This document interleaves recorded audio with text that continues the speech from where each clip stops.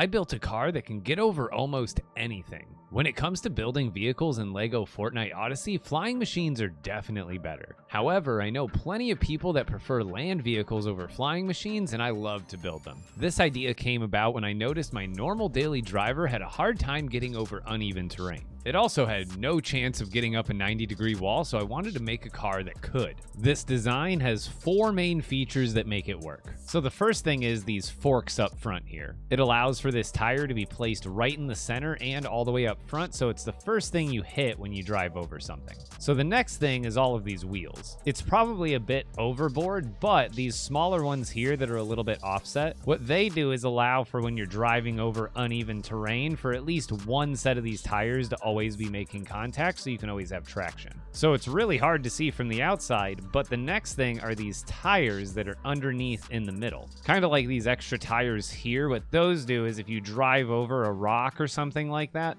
sometimes you can tabletop your vehicle and none of the tires will be able to make contact and you can't drive. So these tires underneath are just meant to be there to always be making contact if you're driving over something. The fourth feature is the thrusters. So I have it set up where channel 3 is going to activate the back thrusters only, so you can get a speed boost while you're driving. But then channel 4 activates the back thrusters and these thrusters up front that are facing down. You activate this channel after you start climbing up a wall. This will not only propel you upward, but also keep the front of the vehicle down so you don't fly off the wall. Here's the full material list you'll need before we get started, and if this tutorial ends up being helpful, be sure to subscribe. First, we're going to start with the foundation so we can hold it all up. So first, we're going to go to toys and then vehicle parts, and we want to scroll all the way down to these sloped vehicle bases because I found that they're a lot stronger than these vehicle bases. So the first one we want is the half slope base 3. We're going to place that up on our foundation, and it really doesn't matter, but I like to have the slope part facing forward. Now we're going to go to this sloped base 2, and then we're able to snap this directly to the side, and it should actually snap directly where you need it to, lined up with the front. I guess it depends on which way you flip it, so depending on how you flip it, we'll snap it correctly.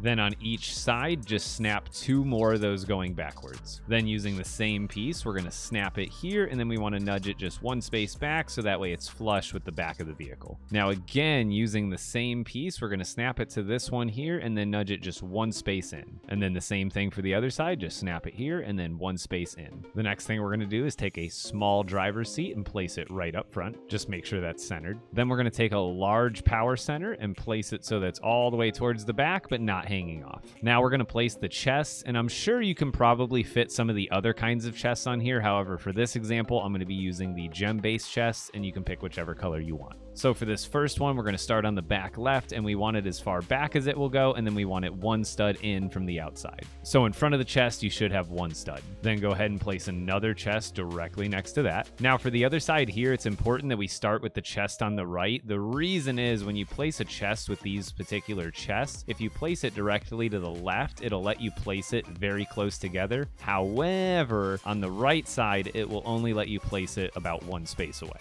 So as long as we start with the one on the right here, we should be able to place the one on the left nice and snug. For this next step, you can use literally any 16x2 floor piece that's made out of granite. So what we're going to do is we're going to go to the back and we're going to look at the seat, and then we want to center this piece and then move it all the way back until it turns green, and then we also want to make sure it's as high as it'll go without going onto the seat here. Now normally you wouldn't be able to place a balloon here because you wouldn't be able to center it normally, but I'm going to show you a trick to get it right in the center. So first put a balloon right here, then with another balloon we're going to slowly move our crosshair until we touch the bottom of this first balloon we placed, and you notice it's actually going to move it off grid so that it's half a stud off, and now we can nudge it over. And as you can see, it's perfectly centered. It doesn't have to be perfect, but as close to the center of these chests as you can get it. Now we can get rid of this balloon. Now we're going to move to the underside, and we're going to go to toys, controls, and we want the powered small wheels. Now we're going to snap one here, here, and then here. And then again for the other side, this snap point, the middle of this one, and then the front of this one. So with these tires we just placed on the left side of the vehicle, we need to make sure we flip them so they're going clockwise instead of counterclockwise. So we want the tires on the right to be spinning counterclockwise in blue, and then the tires on the left we want spinning clockwise in purple. Now we're going to go to the large steerable tire, and we're going to go to the inside of the fork on the front here, and we're going to snap it, and then what we want to do is nudge it forward until it turns red, and then one space back. You'll know you did it right if it's just hanging off by one stud like this in the front. Then we're going to take another large steerable wheel, and we want to nudge this just one space forward so that this one is actually flush with the fork. Now, same thing for the left side. We're going to take a steerable large wheel and then nudge it one space forward. Again, just double check your spacing. This one should be flush, this one should be flush, and this one should be forward a little bit. Now we're going to switch to large regular powered wheels. So we're going to start on the left side and we're going to snap it, and then we want to nudge it over till it turns red, and then over 2 more spaces so there's a gap about this big. Then on the back left, we're going to snap it here and nudge it one space to the right. So for this one, we want the back to be flush with the back of the vehicle. Now back over to the right side, we're going to snap it here, move it over until it turns red, and then 2 more spaces to the left. Then this one again, you should be able to snap it to the back space, nudge it over once to the left, and that should be correct to line it up with the other one. Now we're going to switch to medium powered wheels. And now for these ones, we're going to start on the right side. We're going to snap it here, nudge it all the way to the left until it turns red, and then 2 more spaces to the right, and that's the spacing we want there. Now we're going to do the same thing again, but up towards the front, so until it turns red, and then 2 spaces to the left. And now we're going to switch to the small powered wheel, and we're just going to snap that one directly in the middle, just like that. Now we're going to repeat that process on the left side, so we're just going to move this one right over here. This one goes here, and then a small one goes right in the middle. Also, real quick, just like the small tires underneath, we need to make sure all of these ones on the right side of the vehicle are facing the correct direction, and that would be clockwise and purple. Now for the thrusters, we're going to start with one large thruster in the back, right in the middle. Then the next one we need to snap and then nudge it over until it turns green right next to the other one. And then same thing for the left side, just snap it, nudge it over until it turns green, and you should be good to go. Now for the channels, you can really set these up for whatever are comfortable for your keybinds, but having them paired up the same like I do is going to be important. So for these ones on the back, I'm going to link to channel 3 and channel 4, and make sure we do that for all of them.